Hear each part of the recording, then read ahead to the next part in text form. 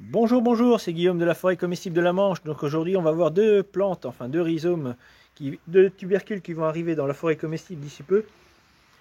L'Oca du Pérou et l'Hélianthus, ou l'Hélianthus en nom latin. Donc l'Oca du Pérou, en son nom latin, c'est l'Oxalis tuberosa.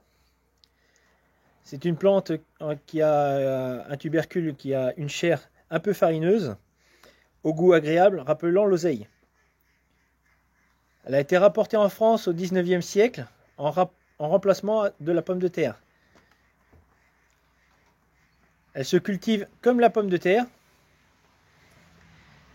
Elle est très jolie en plante ornementale. Elle fait une hauteur d'environ 50 cm.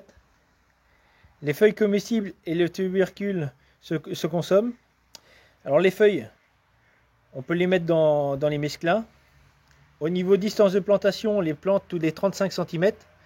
Il faut à peu près attendre 8 mois avant la récolte.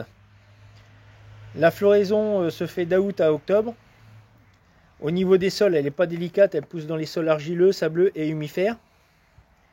Il existe deux sortes de couleurs de tubercules, le rouge et le jaune.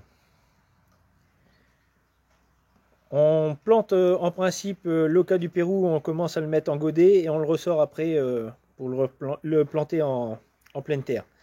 Parce que ça arrive qu'il gèle. Il faut savoir une chose, c'est que cette plante est très intéressante au niveau autonomie alimentaire. Pendant la grande famine en Irlande, entre 1845 et 1849, elle a permis aux Irlandais de pouvoir consommer, avoir assez à manger, sachant que toutes les pommes de terre étaient malades du mildiou à cette époque-là. C'est un tubercule qui est un peu acide. Dès qu'on l'arrache, il prend de l'acidité. Donc il faut le manger assez rapidement. Et l'arracher juste quand on a besoin. L'autre plante, l'autre rhizome qui est ici, donc l'Hélianthus, est une plante vivace qui fait 2 mètres de hauteur. Elle fleurit de juillet à novembre.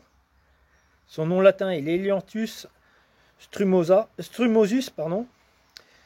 Elle apprécie les sols plutôt drainés. C'est une plante originaire d'Amérique du Nord. Elle a un goût proche de l'artichaut. Une fois cuit, on le déguste à la vapeur, en velouté ou en mousseline.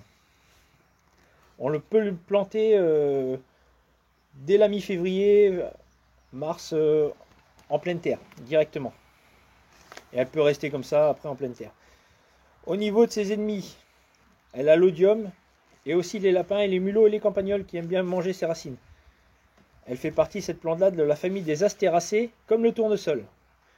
Voilà, c'est une plante qu'il faut avoir dans son jardin potager. C'est une plante de fainéant parce qu'on y travaille, on fait très peu de choses dessus. On a très peu de choses à faire avec en entretien, donc elle pousse très facilement dans les sols un peu enherbés.